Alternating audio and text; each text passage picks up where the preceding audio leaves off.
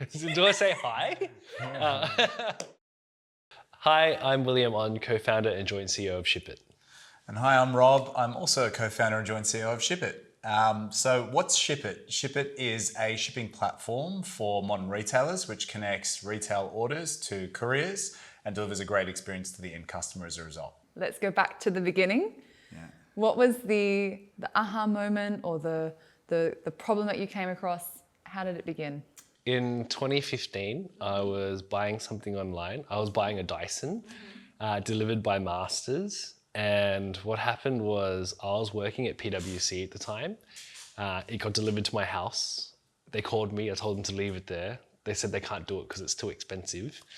And then I asked for the alternate delivery options. It was like I asked for after hours, over the weekend. They said no, no, no. And the only solution they had was for me to get it redelivered to the office at PwC, 2x2 mailroom. Went to the mailroom. The mailroom guy went off at me saying, "Why are you delivering this massive vacuum cleaner to the office?" But it was a nightmare because I had to like book a car spot, had to drive my car in. I couldn't take it on the train. And then from that moment, I was like, holy shit, there's a problem here in the market, especially as the mailroom guy said, hey, 60% of all our freight is not legal documents anymore. It's personal things like the deliveries from the Iconic or ASOS. I've known Rob for 20 years, and I was talking to Rob about the experience I had, and then Rob had a similar experience. Yeah, so as we were sharing a beer, talking about our frustrations with delivery, my wife and I just bought a new apartment and we were furnishing that, and there were all the exciting things that we were buying online. But she also happened to work from home as a designer, so we'd often get those slips from the postal company, and you'd sort of go down to the post office on the Saturday, line up like a chump, and you're expecting something really exciting, but then when you get to the front of the counter, you realize just a manuscript for my wife's next design job.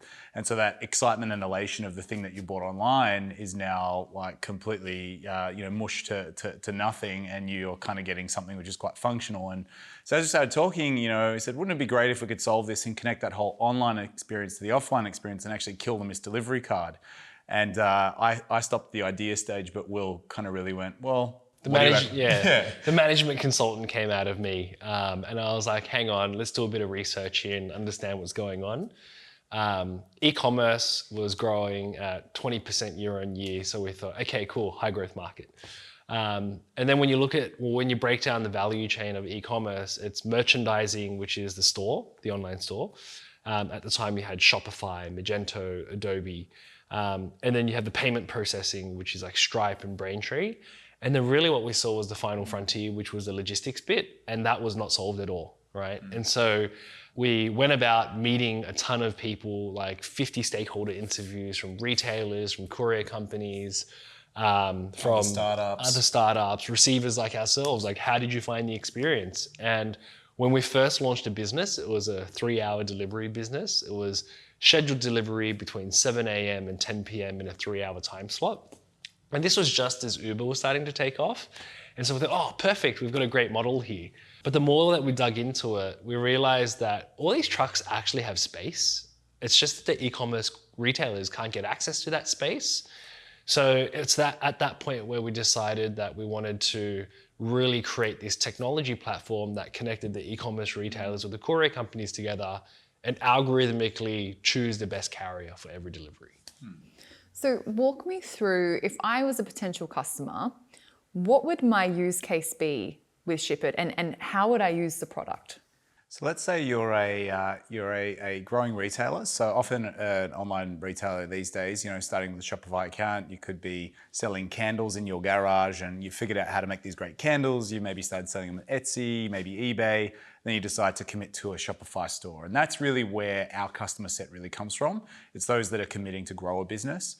And really the challenge for the lower end of the market is access to discounted shipping rates, a way to automate the data entry into booking a courier, not knowing which courier to use and all that sort of stuff. So really the solution that Shippit brings to that sort of merchant's use case is access to low-cost delivery prices, and also the ability to streamline the connectivity between, say, their Shopify store and the courier companies that they should work with. And we do all the guesswork. We take the guesswork out of the whole process and allow them to use the best carrier for every delivery, which then gives their customers the best experience possible. In the upper end of town, it really is about flexibility, agility, and enabling the large end of town. So, we've got hundreds of enterprise retailers on our platform, the likes of Harvey Norman to Sephora to Cotton On and the like. And really what the use case is there is to enable them to leverage what we call a multi-carrier shipping strategy. So they might have certain carriers which are very good in metro areas, certain carriers which are good in regional, others for international, and then different carriers for different types of delivery services. So standard, express, same day. There's a lot of complexity there. And typically when you're a big retailer running across hundreds of store locations, you want to leverage the inventory that's in those locations to make sure that it gets to your customer faster.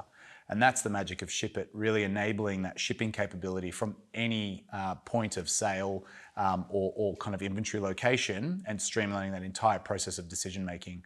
So it takes, something that would have taken years to build, almost months to implement, to then take advantage of the growth opportunity for them. For an enterprise retailer, we're effectively the outsourced chief logistics officer. It used to be a team that would run spreadsheets, and now our system does all the guesswork for them.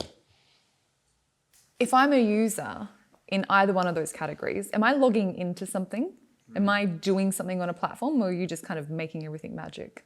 So Shippit integrates into existing systems. So technically, if you're an end receiver, you often wouldn't know that Shippit's powering your experience. So as a shopper online, you're buying from The Iconic or you're buying from Big W. The delivery options that are served up to you at the checkout, you would really have no idea that Shippit's powering that experience. For a retailer, it really is a one-stop shop for the retailer to log into our platform to view all of their deliveries and where they might be at any given point in time, regardless of the courier that it's with. And that allows them to start benchmarking carrier performance, really understand how their customer experience is translating, and looking for those opportunities to really improve their customer experience as a result. So from a retailer's perspective, if you're top end of town, more often than not, you're plugging directly into our public API. If you're a small to medium business, you're probably using our workflow and connected using the 35 odd sales channel integrations that we have. And so it changes depending on how big you are and how you want to streamline your workflow. For that small business owner, they're logging into Shippit daily to ship the orders that they've taken overnight from Shopify, and they're completely relying on our workflow to get their orders out to customer. Before we dive any deeper into the product and Shippit, I want to focus in on you guys and your individual journeys. So 20 years of knowing each other. How'd you meet? Rob and I met on the first day of uni at UNSW. Some say love at first sight. We both did BIT, a business in IT at UNSW. Mike and Scott from Atlassian were 5 years ahead of us doing the same degree. And we spent 4 years of assignments, library lawn coffee time, late nights before exams, telling each other, hey, if you don't know it now, you'll never know it. And convincing each other that we don't need to study anymore. I guess we were kind of the misfits that sat at the back of the lecture theatre. We were part of a scholarship degree, so we had a lot of privileged students in our midst. And, there's a guy here from out west, grew up in Cabramatta, and I grew up down south. And so, personally, I didn't have a private school experience or anything like that. And sort of being amongst a different crowd of people was quite different for us. So we kind of found comfort in the fact that we were the two delinquents that could sit at the back of the theatre. But equally, we're both 6'2", so it was like eye to eye looking to start with. On the same level. From day one. Yeah. And so you, from the sounds like, you battle through uni at the back of the class. So you end up in management consulting, and remind me, creative. Yeah, so I decided after doing 4 years of business in IT and doing some industrial placements in the IT sector that I hated IT. So at the time, IT was very much a maturing category. It was still the department that was on the basement level, and think office space, the guy with the stapler. That's kind of where IT was, and the only time people would venture down there was when their computer didn't turn on. Help desk. Yeah, basically the help desk. Turn it off, turn on. Yeah, I was like, I'm done with this industry. I actually want to do something a bit different. And what I became really passionate about was consumer behavior. So I actually found a job with Procter & Gamble out in Asia, and I spent the first part of my career understanding why people use particular hair care products and how brands can take advantage of that understanding and develop better products for that customer. And then I ended up specializing in what we call shopper-based design. So really a physical UX of retail stores, where to lay out particular items. And there's a reason why you end up walking away spending more than you should have because of people like me and my team back in the day. So I'd moved back to Australia, ended up working for Unilever and building that capability out for them. And then at the time of founding Shippit, I was the marketing manager for Cup of Soup across Australia and New Zealand. Very cool. So Rob's the right brain thinker and I'm more of the left brain thinker. I finished uni, loving IT. My theory in life is to go after the path of least resistance. And so as I interviewed for Deloitte, Rob was going for the strategy role and I was going for the IT role. And that was my way in. I was going down the right path. He was going down the easier path. He's the righteous guy, right? Yeah. That being said, I joined as the second cohort of management consultants at Deloitte. It was a very small practice at the time. There was 50 odd practitioners across strategy, IT, and human capital. And when I'd left, there was like a couple thousand over those 3 years of when Deloitte Consulting went from number 4 to number 1. And so that kind of laid the foundations of how do you put a PowerPoint presentation together? How do you get upskilled on your Excel macros and your formulas? And then presentation skills with executives. And then I was like fortunate enough to join Eubank as like one of the first founding team members. And that was really my first experience of cutting my teeth into startup. Interest rates were 8% in 2008. Kind of gives you a view of where we were in the world. And I did everything from taking calls and deposits from end customers through to migration strategies and operating models. I was then tapped on the shoulder by PwC to help start up their digital consulting arm. So they just acquired a couple of digital agencies. And really what they asked me to bring was that industry experience as well as consulting experience and pulling that all together. And so although I've got this corporate background, like they've got this still thread of like startup, even though they're in much larger machines. And that's what got me excited about, hey, being able to work with Rob, curate the culture, develop the values, and really start to build an amazing business with a great team around us. Did either of you set out to be founders? No, so I have a... You mentioned, Scott and... Well, I have a lineage of like, my dad came to Australia with nothing, and then his first job was a fitter and turner in the Ford factory. But then in '85, when I was born, he went and started up his own company, which was clothing manufacturing, piecework. And so I think that kind of like, they say apple doesn't fall far from the tree, and that's kind of what got me going. And then Shippit isn't my first venture. I started a wholesale men's grooming range in 2009. I had a small exit in 2012, which was great. But that really taught me the foundations of business, right? Like accounts payable, accounts receivable, cash flow, all that stuff. And so I would say that nothing on the scale that I could have ever imagined to what we've achieved today. And then Rob, your dad said otherwise. It's not in your lineage. So, it wasn't in the cards. No. So look, I'm similar to Will, first generation Australian. My dad's side of the family and mum's side of the family both emigrated to Australia and they met here. And, their ethos was very much about, get a good education, something that they couldn't get back home.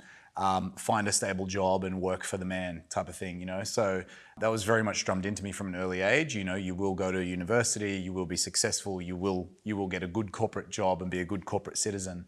Be an executive. Yeah, be an executive. So the whole thing for me though, I was always kind of quite captivated with entrepreneurs and their ability to kind of solve problems. And I've always had a deep-seated curiosity to understand how things work and to create things and do things myself. So, back in my high school days, I figured out how to cut music. I would download to CDs and sell them to DJs through Napster and stuff like that, which is quite random. DJ Creepy. Yeah. With just a look K. me up. Look me up on SoundCloud. No, not really. Not anymore. And then, I started printing T-shirts and sort of, wearing them to school and getting people to kind of buy them off me and stuff like that. But I never really took it seriously. And then the day I had the epiphany and some real conviction around working with Will, I remember telling my dad, hey, today's the day, I'm quitting my job and I'm going to go and start this company called Shippit. And I remember very clearly my dad kind of said to me, look, you know, us Hangozadas, we're very good corporate, you know, citizens, and we're not founders, we're not entrepreneurs. So you've got a mortgage, you know, you're married and you've got a kid on the way, you know, you're doing well at work. Big mistake, don't do it. You can't even drive a van, right? So long story short, it gave me the motivation I needed to get into it. So I guess the point you finish on of, you know, kind of in drive a van. So you're in the logistics space, right? In a sense, kind of, you know, perhaps from a distance to some extent, because there's a lot of software and there's a lot of your customers are you know, retailers, right? And you've obviously got a lot of the experience in that space and you've got the experience building businesses, but neither of you have worked in logistics. Talk us through the pros and cons of that, because I can imagine that there are plenty on both sides. Yeah, I'll start with this one because I think we break all the EVP rules. No, you can't start there.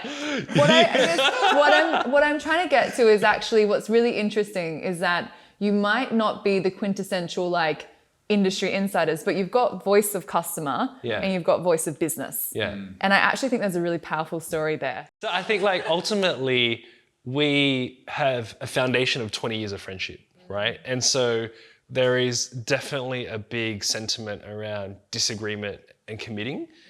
That being said, I think that we come as industry outsiders to really think about how other industries have succeeded, whereas the logistics industry, a bit archaic, it's actually very similar to retail banking where the technology is super old school. We're talking about AS400 green screens, and now you've got technology coming in at the same time to be able to create better efficiencies.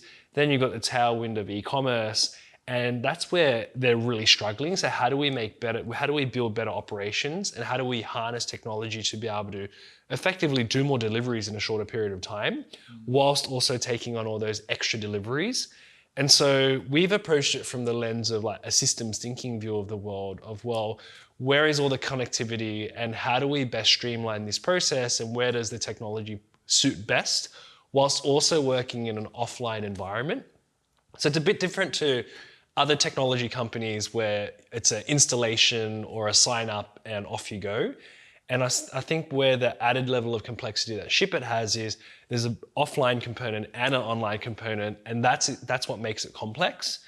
And I'd say that left brain, right brain thinking that we've got is probably one of our superpowers as a team, as co-founders, joint CEOs, because we're able to be able to approach it in a way which is not how the industry has thought about it before.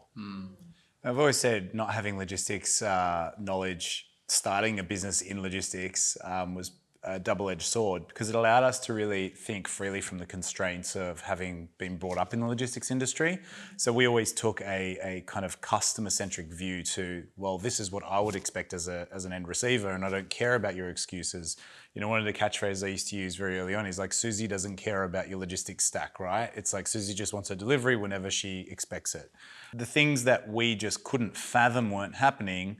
You know, we didn't come at those problems thinking, oh, this is the reason why it doesn't exist. It was always, why doesn't it exist? And so we would always try and find the path forward. And I remember, I think it was early 2014 as we were kind of meeting those 50 different stakeholders, we met with one courier business out in Auburn in Sydney's West. And we had a bit of a tour of their facility. They've got about 11 or 12 vans, family-owned business, and they delivered throughout the suburbs of Western Sydney. I think, okay, pretty average. And it's like, but wouldn't you guys love an app that you can like look at and it will tell you exactly where to deliver? It's like, mate, even if we gave it to the drivers, they know better. They'll pull out the UBD, the street directory, the flashlight, look at where they're going, so they'll ignore it. Like, okay, fine, but surely there's like an app and it's going to be amazing, right?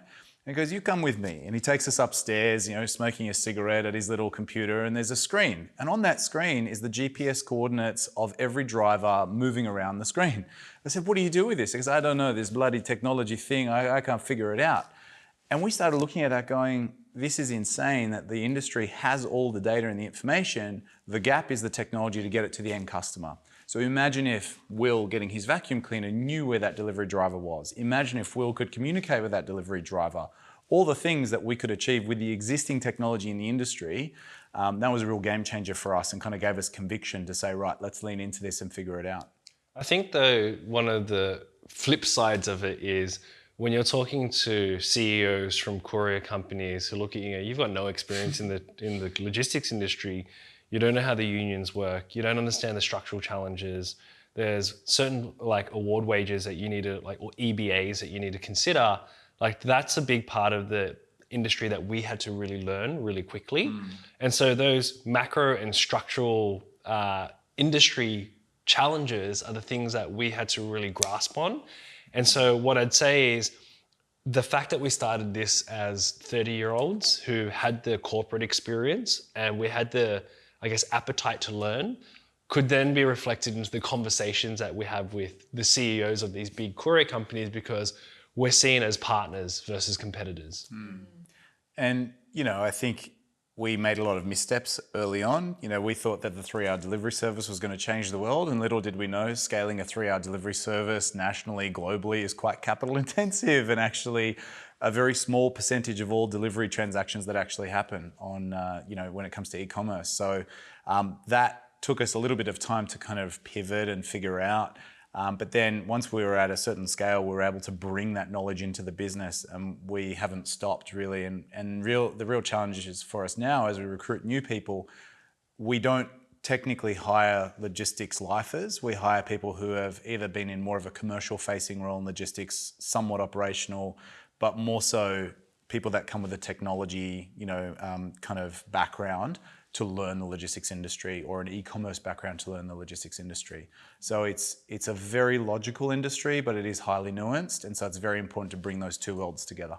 And that would, as you said, end up being such a power for you both, right? Having that outside perspective, having these really rich skill sets that might not have actually been very prominent within the industry, bringing that in and kind of applying it. For sure. Yeah. So it ended up being a bit of a superpower for you guys. Yeah, I'd say in the early days, because we brought such a customer-centric approach to the problem that we were solving, that traditionally was solved from more of like a ground up. Oh, we can do this, so therefore we should do that. And then, oh, because we have these capabilities, that means we can do this. Whereas we took more of a, well, the customer expects this, and you've got that. How do we bring those two together?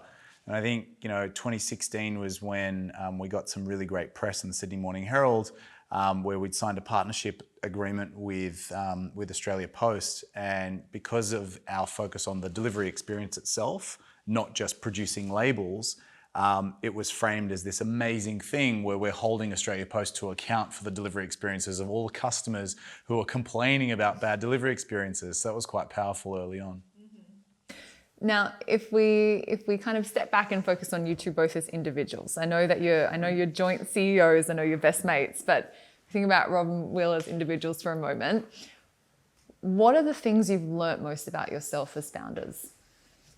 Pick one or two.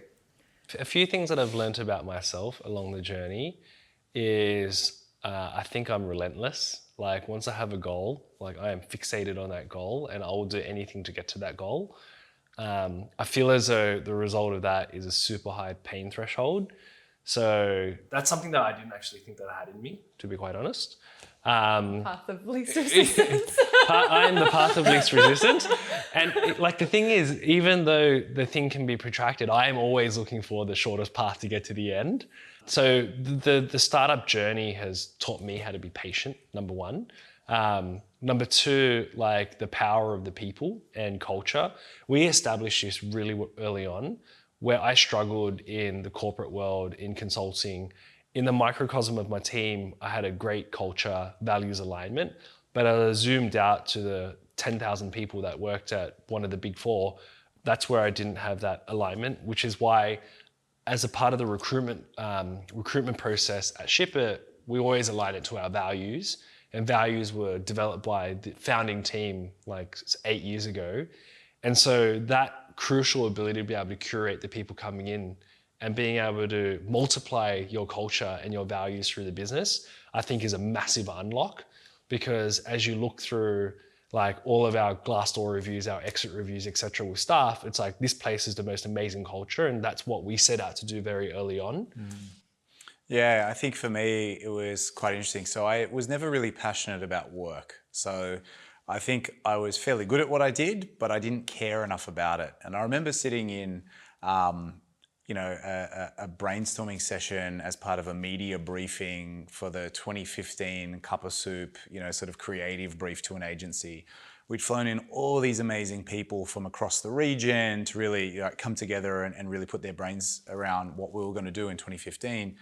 And the team got hung up on how to frame an objective. And that took about, an hour or 2 hours to really figure out, is it to delight, or is it to inspire, or is it to satiate, or is it to appetize?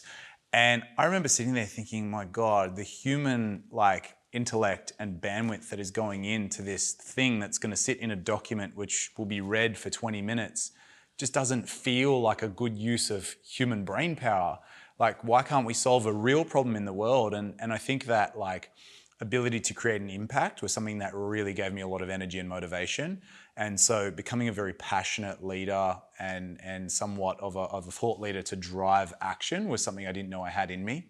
And that's something that's benefited us from establishing a very clear vision for our business, creating a purpose which not only our team can get behind, but also our customers and also the industry.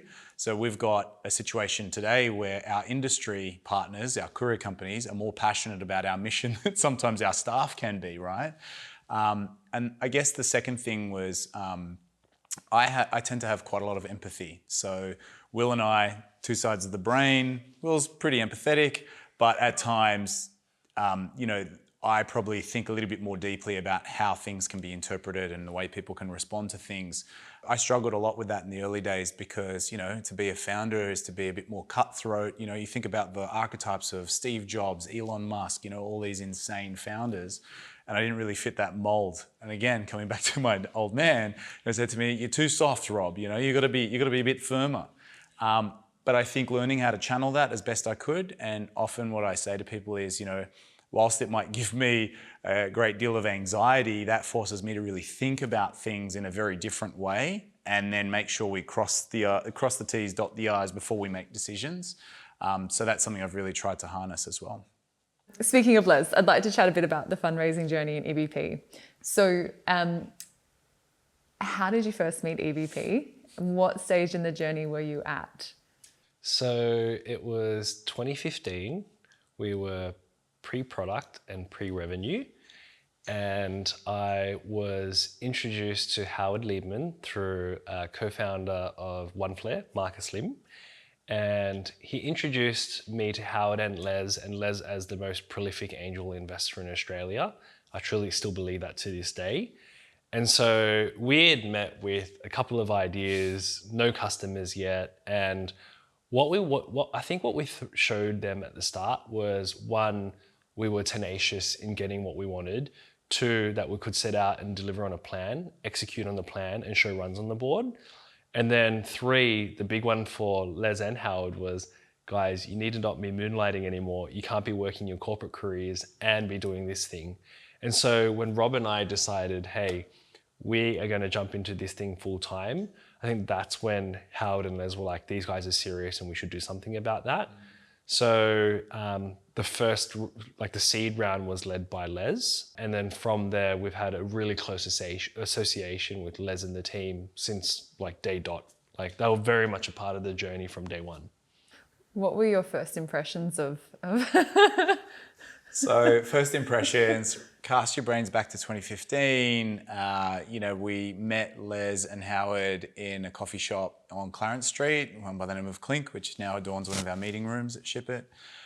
We sat down with Les and Howard, and Les was almost impatient from the get-go, kind of like, not impressed, but asked the best questions, which annoyed the hell out of us, right? Who's your customer? Oh, well, the customer's clearly the receiver, but it's also the merchant. Oh, you guys don't know what you're talking about. Is it one or the other? Who's paying the bills? Yeah, who's paying the bills? Okay, oh, well, it's got to be the merchant. Okay, and how do you make money? Oh, we'll figure that out, but it's going to be, no. How do you make money? How are you going to charge the customer? What value are you offering? And really those salt of the earth questions. And then even to the point of, what does your debtors book look like? Shit, what's a debtors book? All right, let's have a look at that. So with those fundamental questions, it was like, gosh, Les is such a stickler. But at the same time, It taught us really strong, I guess, business fundamentals. And to this day, he's still the fundamental thinker in the boardroom table, which is just like, how are we making money? Who's the customer? What are we doing? I'm not sure about it. And I dare say he is probably the one person that picks up on things before anyone else does, just that astute mind around the table. And also, like, I guess his exposure to so many other portfolio companies, that pattern matching is what he brings out, underpinned by that, like, business fundamentals.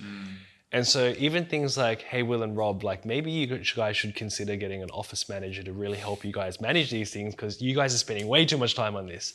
And so we don't think about that. Like, we don't think about putting us first, but he kind of pulls us back and says, your time is best spent in these other areas. And then getting us to make sure that we follow through on the things that we committed to. I'd also say early doors, Howard was very much a person of conviction and belief, and saw in us something that we didn't see, I guess, at the time.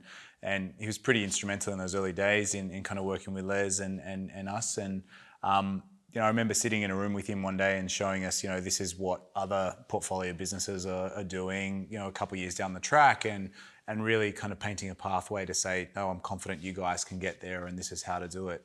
But then I think, like, the ability to lean in from an early sort of point in time. So I remember a very wet behind the ears young Justin Lippman coming into our offices, quietly sitting behind his laptop. Post-Credit Suisse. Yeah, post-Credit Suisse. So very much Did he still have the Credit Suisse, like, The smell. Yeah. The Credit Suisse the smell. Credit Suisse smell, the plaid shirt, all that stuff. But he was insane at crunching the numbers and also seeing things in the same way that Will and I saw them, but also became a bit of a translation layer to Les and Howard. So it was like this really interesting trio of people that we're interacting with, and we're like, there's something about this which forces us to be better, which is like, kind of reminded me of my dad, asking me those fundamental questions all the time. But then also that kind of nudge forward into the future to say, right, you can do this, and the confidence building as well. So I think from that very day, it's been nothing but support from the EVP crew for us. Yeah, I remember at our Series A, I think it was, where we were sitting in the Aona shared office in Surrey Hills. Oh, that was pre-Series A. It was pre-Series That A? was like seed, and then we were like, oh, we're gonna hit it big. Yeah. December 2015. We had a come to Jesus moment, and I was like, Howard, what's the number? What do I need to get to? What's the goal? And as I was saying earlier, I'm tenacious with the goal. I've got a bias for action. And I said, we're going to get to that number in 4 months, right? That was Series A, you're right. Yeah, and I was just like, what we get from the EVP team is clear advice, right? And clear direction. And so when we haven't started a company of this scale before, and we're industry outsiders, it's exactly what we need, right? So we need the guardrails. Yeah, we have the guardrails, and we can go execute on the plan. So, yeah. Yeah. There's also probably one other moment in time which was pretty pivotal for us, which was, I think, December 2015. We're probably a team of 5 or 6 people. We just had our biggest day of shipping ever. December finished up with 3,000 shipments, which was like amazing. Today we're doing something like 5 million a month, right? So it was different scale. And We made about $300 on that. $300. We were high-fiving like crazy, and we only had one revenue lever, which was, the cost of shipping. We weren't a SaaS business then. And I remember Les looking at the financials, kind of sitting back in his chair thinking, and he said, this isn't a business. You've pretty much got 3 months to pull a rabbit out of the hat and think about things. I'm like, oh, what are we going to do? Because this is our whole model. And he said, well, you're building software, right? Yeah. Do people value your software? Well, we think so. Do you want to ask them to pay for it? And then that started our journey into SaaS. And lo and behold, we did the call around to our 10 customers and said, hey, would you pay for it? They're like, of course. Why aren't we paying for this today? And I remember pulling together our first pricing strategy, which embarrassingly is still our pricing strategy today, sitting in a room with Howard working through the unit economics. And I think that was like the value that EVP brought back in that time, which was times of challenge, but also supporting in pivoting and finding the next opportunity. Talk me through your funding rounds following this point in time. So you've made $300, and give me a bit of a high-level overview of the next kind of big milestones in terms of funding. Our seed round, and this is all public knowledge now, so it's all good. So Our seed round in 2015, we raised 500 on a post money of 2, and it kind of gives you a view of the world at the time, right? There wasn't a ton of capital that was going into private companies, and it was dominated by like your tier 1 VCs. Since then, you've seen a flood of cash come through, superannuation funds putting money into the industry. And then I think it was our Series A that EVP were ready to lean in again to really propel us into the next phase of growth. The way that we looked at it was Southeast Asia was a territory that we wanted to go after because we already had customers who were getting us live there. So we had 2 paying customers in Southeast Asia. We saw this regional play happening. And it was at that point where Rob and I decided we actually need investors who've got a network on the ground there. So in our Series A, we brought on Aura Capital, Calvin and Eric and the team there. I'd actually known those guys from uni. They were in the year above us as well. So it was fortunate that they had an office there, they had the network there, and they could really help us like really attack that market. So the Aura team led our Series A. And then when it came to Series B in 2020, I asked Justin, who should we talk to? And, we were one of the beneficiaries of COVID at the time. We were profitable for that year. We were still growing. I think we grew 3x that year as a result of COVID. And Justin gave the ring around and he said, hey, you should speak to the team at Tiger. And so I will compliment Justin for that introduction, and we're fortunate to get the team at Tiger involved at our B round. And then more recently, we just closed our Series B2 round of about 62 million bucks on a post money of 350. It's been a long but really rapid 8-year journey. And along the way, it's the various teams that have helped us put those plans together, right? So our Series A, Justin put the pitch deck together with us. He said, these are the metrics that you need to hit. And once you've done that, you can really start to go out into the market and really get the next round of funding. So, we have always prided ourselves on having a very strong network within our cap table. I pick up the phone with most EVP people every other week, in addition to other members of our cap table who have really added value along the journey, because our strategy from day one is we aren't the smartest people in the room, but what we can do is assemble the best team in the room to help us inform the decisions that we make. And so after this journey, so you've brought on other investors, right? You've got a bit of a buffet, so to speak, of people you can call. And I know you still speak to Justin, you still speak to Les. Les is one of your angel investors now, kind of early days. I spoke to Justin 15 minutes ago. Yeah, I'm not surprised. Why, I guess, can you talk to why that's still the case, right? You've got big VC funds on your cap table now. I remember when we first started going out raising capital, one of the first pieces of advice were you're basically getting married to these people. Like they're in it for the long haul. And so I built a very good friendship with both Les and Justin. And so it's gone beyond just a business thing, right? Like it's advice about random things as well. I catch up with Justin for dinner, like just every now and then as we spit the breeze and talk about what's going on in the market, etc.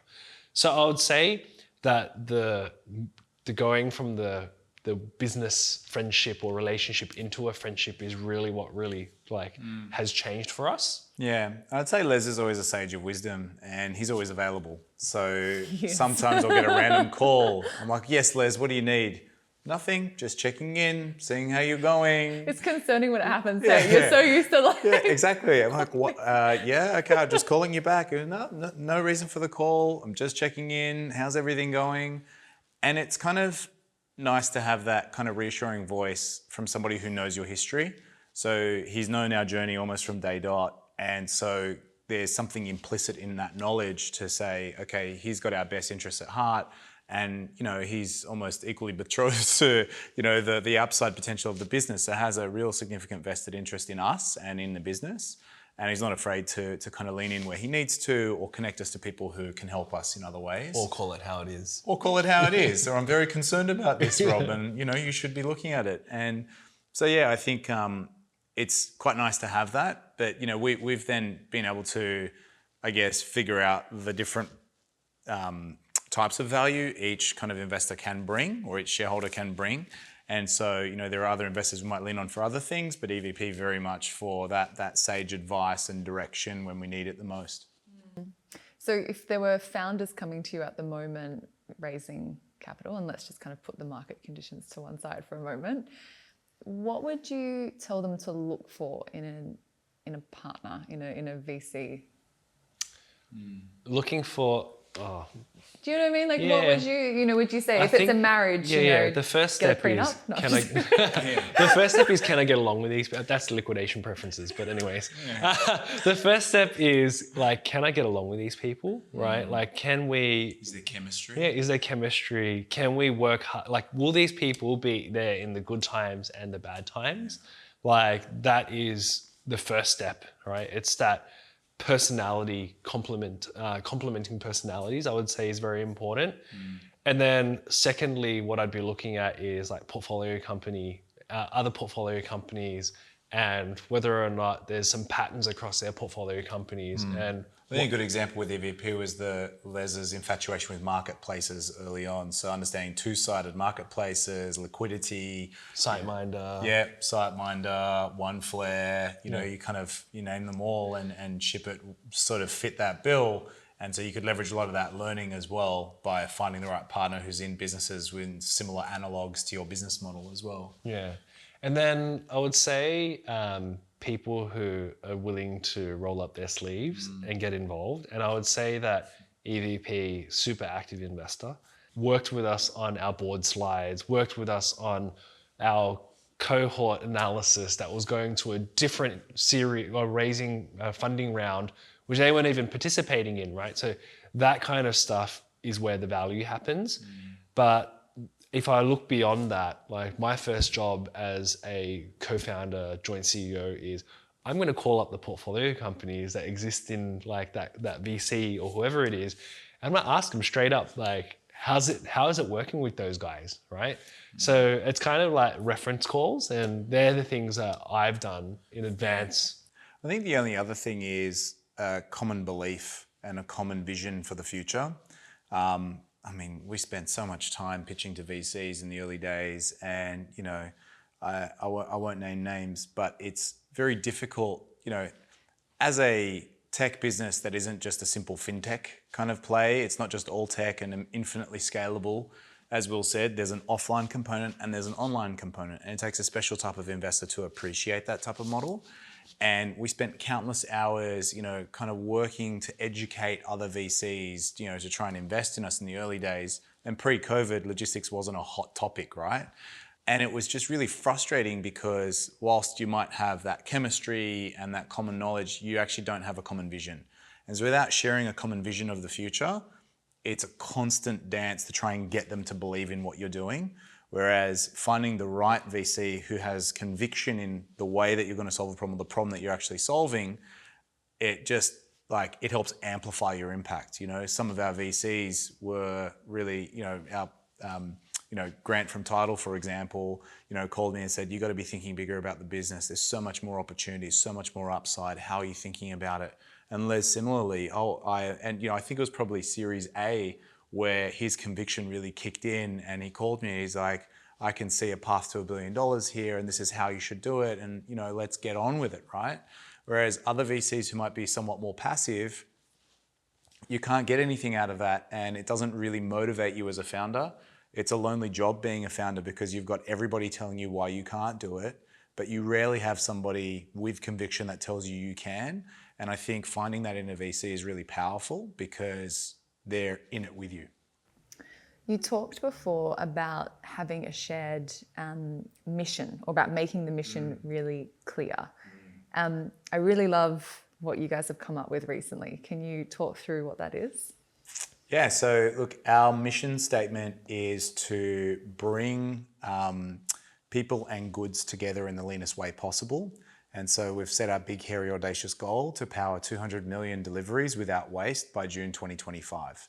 And so for us, without waste was a very convenient way of, shortening that down to 200 million wow. But when we think about the logistics industry, it's quite funny. So we set out to solve the missed delivery, all right? And why do missed deliveries exist? Well, missed deliveries exist because there's a failure to communicate and a failure to better align resources, right? So Will couldn't tell the courier company he wasn't going to be home. So why did that vacuum cleaner go on board for delivery that particular day? So when you think about removing that missed delivery, you're creating a better experience for the customer. You're also then reducing the cost for the courier because they didn't need to make an unnecessary trip. You're then also saving the environment because the carbon emissions didn't need to be generated in the first place, let alone tripled with that courier driving to the house, driving back to the depot, and then you driving your car. So when you start thinking about that, we found that waste is actually the enemy, and that's what we need to eliminate. And if we can do that, then it's better for the consumer, it's better for the merchant, it's better for the courier, and it's better for the planet. So why wouldn't you do it? And at the end of the day, we can make money doing that. So that was really where it dawned upon us that without waste is really our mantra. And this is something that we really need to take to the market in a big way.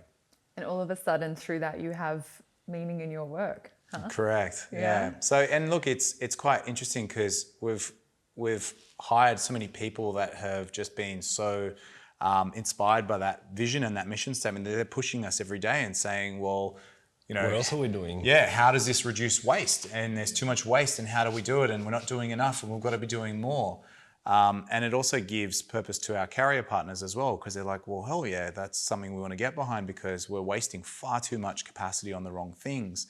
And then it actually translated into an acquisition for us in the last sort of few months. So we were lucky enough to acquire a great business called Premonition, started by Brad Lorge and a number of other co-founders. And really, you know, their whole mantra is to reduce waste in the industry as well. So they're attacking the problem from very much a courier route by route perspective in optimizing how they deliver to reduce waste by 30% on those delivery, sort of routes that they send out to the couriers.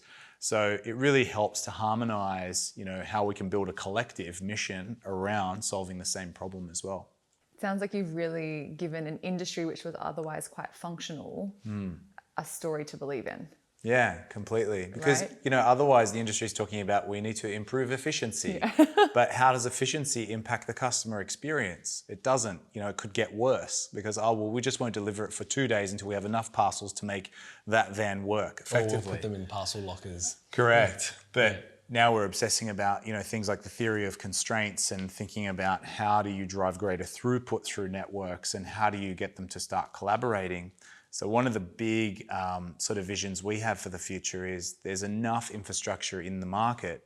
The problem is competition. So Courier A competes with Courier B, but Courier A and Courier B both have depots out in the same geography.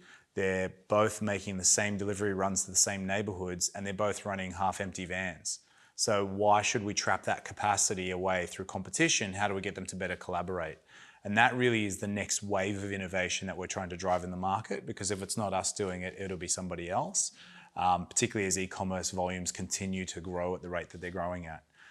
So that, again, needs to come back to something that you can rally everyone behind, which is a without waste mantra. And going full circle to the beginning of the conversation, it sounds like this is where having that kind of fresh eyes, amazing kind of backgrounds and skill sets from other industries has really kind of been brought to the forefront of the kind of journey that you're on in a valuable way. Absolutely. And then as I go back to the EVP story, it's where Les has come in and said 3 years ago, global distribution systems. The airlines have been doing this for years. Surely you guys can do it as well. How do you get one airline to talk to the other airline on one ticket? So like he gets it. And so that is where that belief came in 3 years ago in our Series A round going, holy shit, this is big. Yeah. Yeah. What comes next? What's the next goal that you're going to be tenacious on? Well, you know, we don't live in a world where you can get your vacuum cleaner delivered to wherever you are at any given point in time. So we still have a little bit of work to do. So the mission persists, I think is the reality. The market uncertainties that are kind of falling upon us now in a post-COVID world, I guess we've seen the world sort of tilt on its axis somewhat, right? So there's massive opportunity for us to really be the glue that brings everyone together. Couriers, you know, went through probably the hardest 2 years of their careers, you know, from liquidity issues, not having enough vans, to now not having enough drivers because of the borders shutting, to being shut down with COVID, kind of infections and the spread in depots. Then they had floods, they had bushfires, they've had the cost of fuel rising, a shortage on the ability to buy more trucks, and you name it. Then access to capital becomes this other challenge. So it's not going to be smooth sailing. There are some hard yards ahead. For us, it really is about shifting our mindset away from, it's all about growth at all costs. It's about how do we build a sustainable intergenerational business, and how do we continue to have the impact that we set out to accomplish. So for us, we're turning the page on our next chapter of growth and thinking about, okay, how do we get to 200 million deliveries without waste, but in a way that's sustainable? So looking at metrics that we wouldn't have otherwise looked at, like gross margin, like, the cost of acquisition now is really, really important because your lifetime values are shifting. So how do you get a lot more fine-grained and fine-tuned with how you manage your business? And how do you engender that across your entire organization? So that's really the journey that we're on now, because it's all about scale and how we can start to push into new markets. And then there's our expansion play. Yeah, and then our expansion play into Southeast Asia and continuing to grab market share as well. Southeast Asia, the population is twice the size US. It's the fastest growing e-commerce market in the world. It's the closest region to Australia that's not New Zealand.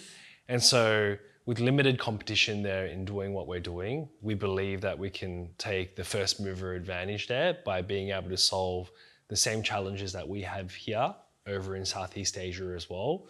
So for us, it's becoming the leading shipping platform in ASEAN, which is Australia, New Zealand, Southeast Asia. And I'm really pumped about that. We've got a team on the ground there. And if we can solve this regionally, we'd be pretty set up for a well-performing business that steps up on the global scale. Yeah, and Southeast Asia is not an easy market. It's not just one market, it's 6 markets, and it has different languages, different currencies, different tax treatments. Business customs. And, it's also at a very different level of e-commerce maturity and wealth and diversity and all that sort of amazing stuff, which means it's an infinitely more complex problem to solve. So I think we've never been shy of solving hard problems. Logistics is a hard problem to solve, which is often why it hasn't been the darling of the VC ecosystem. But we're leaning in because we've got conviction around the future, need, and that fragmentation of different logistics providers and the need to unify and create standards for growth in the e-commerce world becomes really important in Southeast Asia. It's even more pronounced there with the permutations of regions and carriers. Yeah, and so as e-commerce now starts to sort of shift its center of gravity away from the US and Europe into Asia, we want to be at the forefront of helping retailers develop into that. So marketplaces have kind of established the presence of e-commerce, a little bit like what eBay and all the auction sites did in Australia 15 years ago. It's really that, but leapfrogging ahead really fast. So how do we sort of help drive that? I think importantly, whilst we're on this journey as well, our team, our values, these things are high on the agenda list for us, and making sure that we've got high employee engagement. As I mentioned, when we started, I really had a struggle in getting an affinity to the values that I had in the companies I had worked at before. And so I've always been this believer of this, of work-life balance as not being a true thing, because you spend more time at work than you do at home. And the reality is I talk to this guy 6 o'clock in the morning, 7:30 at night. My wife is like, what's going on? But he's been the third wheel in our marriage since for the last 3 years. It's a marriage of 6, six people, because we've got 2 brains as well. Yeah. And so with that in mind, needing to enjoy work and really needing to for me, enjoyment comes in the people around us, solving difficult problems. And so I want to make sure that we continue that forever, right? As an intergenerational company, our view is always, how do we make sure people are coming to work, focus on that mission and enjoying that process of getting to that mission. Yeah. Awesome. That's it. Thanks, Done. guys. Cool. Thank you. Thanks. Cool.